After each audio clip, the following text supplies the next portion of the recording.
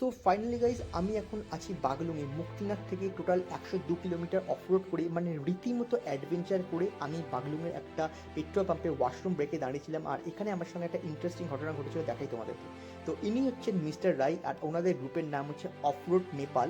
ওনারা বিভিন্ন রকম অফরোড রাইড অর্গানাইজ করে। আর দেখো, ওনারা আমার গাড়িটাকে ডকুমেন্ট করেছিল, তো এটা আমাদের একটা অন্যরকম এক্সপিরিয়েন্স ছিল। আর এবার ফাইনাল চলে এসেছি আমার এই মুক্তিনাথ রাইডের একদম লাস্ট অফরোড এরিয়াতে। দেখতেই পাচ্ছ রাস্তাটা জাস্ট, আর এই ডান দিকে খরস্রোতা কালীগণ্ডকী নদী বয়ে যাচ্ছে। সব মিলিয়ে আজ সকাল থেকে একটা ফাটাফাটি এক্সপিরিয়েন্স হয়েছিল আমার কাছে, জাস্ট যেটা ভাষায় প্রকাশ করা যায় না। তো এবার চলে এসেছি পোখরা, সেই ফেমাস লোকেশন জস্টেল।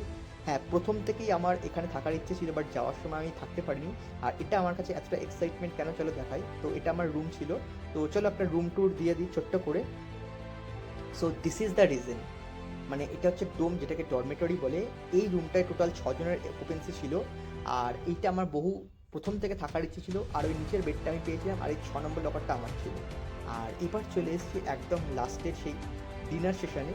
আর যদিও বা এখানে আমি এখন একদম একা বসে ডিনার করছি, কারণ এখন রাত্রি 11টা, পুরো ফাঁকা। আর ওই দেখো দূরে কি সুন্দর লাইট জ্বলছে, আর ওই উপরে ওখানেই আমার রুমটা আছে। তো কালকে সকালবেলা এই হোস্টেলের একটা ওভারঅল ভিউ দেবো তোমাদেরকে। তো সব মিলিয়ে ব্লগটা এইটুকুনি রাখছি, আবার কাল দেখা হচ্ছে, টাটা।